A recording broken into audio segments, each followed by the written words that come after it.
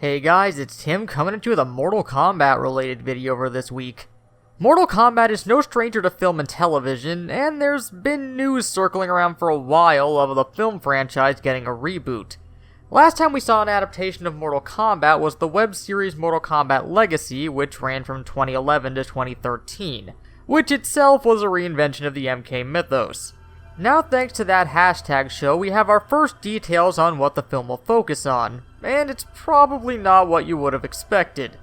Instead of focusing on an established Mortal Kombat character like Liu Kang or Sub-Zero, the film is going to follow a new character named Cole Turner, a boxer from Philadelphia. Cole is said to be recruited by a prophecy chaser to compete in the Mortal Kombat tournament.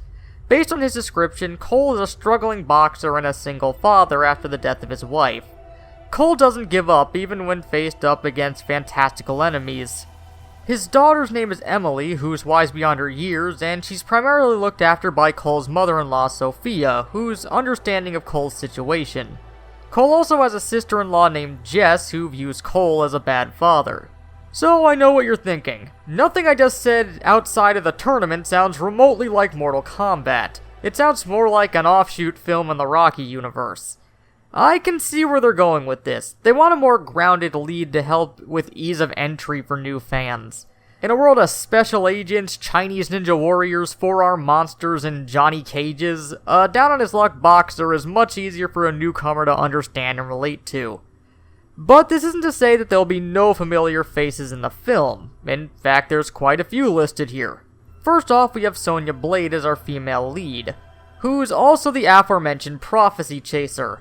She's described as a brainy blonde who, despite fighting bravely alongside her team that she recruits, she can't be a true part of it until she herself earns a medallion in battle. So for her anyway, they're radically changing her from a special forces agent chosen to compete in the tournament to a writer who wants to. Honestly, outside of maybe one other character, she's probably the most different from her original counterpart. Our other supporting lead is Kano, who sounds much more like himself. He's a large Australian man, as he's been since the first Mortal Kombat film, who's a former Special Forces agent turned merc for hire, who's incredibly arrogant but skilled. It seems from the offset that he'll be fighting on Earth's side, but that can easily change if Outworld gives him a better offer.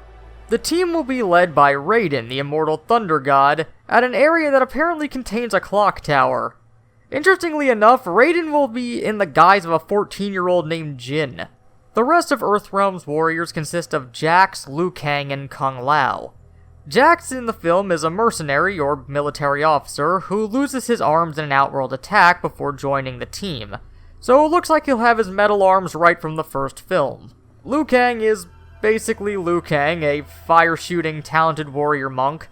Kung Lao has actually changed quite a bit, from being Liu Kang's petulant cousin who's jealous of him, to being his brother and also mute. He still has the hat though. On the Outworld side we have Molina, who, like in the games, is gorgeous from what we see and scantily clad, but covers her lower face with a veil. We also have Shang Tsung, a shape-shifting powerful sorcerer, so no major changes there.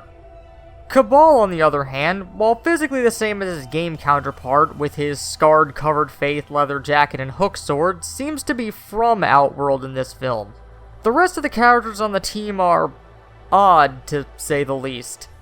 We have Draman, an Oni mask-wearing creature with twisted flesh and a mace replacing one of his hands, and Natara, a female vampire with two large bat wings coming out of her back. I say it's odd because these two have only really appeared in 2 games in the series and aren't exactly popular with the fan base. They may be hoping to build on this film with later sequels with more recognizable faces, so they're using admittedly visually interesting but minor characters here before bringing in the bigger names later on.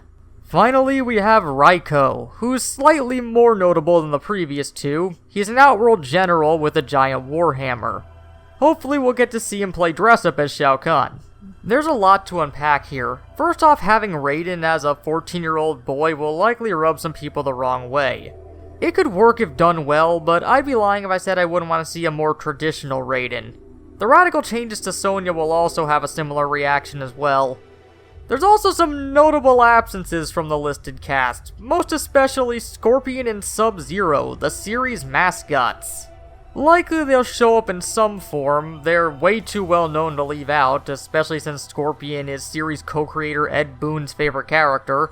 On a similar note, the decision to use minor villains on the Outworld side is interesting. It does open up the possibility for more obscure characters to show up if this becomes a series. What the film needs to do most is focus on story and characters. Compared to other games in its genre, that's what Mortal Kombat does best, outside of near comedic levels of gore. But the prior two reasons are why people look forward to playing the story modes of the games, and why the first film from the 90s is considered one of the better examples of a video game movie, despite its lack of blood. Hopefully Cole's story will be complemented by the spectacular nature of Mortal Kombat rather than clashing with it, which it easily can. We have a while to see how this film pans out. Will it be a flawless victory or a harakiri to the franchise? Well, let us know your thoughts on everything discussed down below, and until next time, this has been Tim from the Hybrid Network, signing out.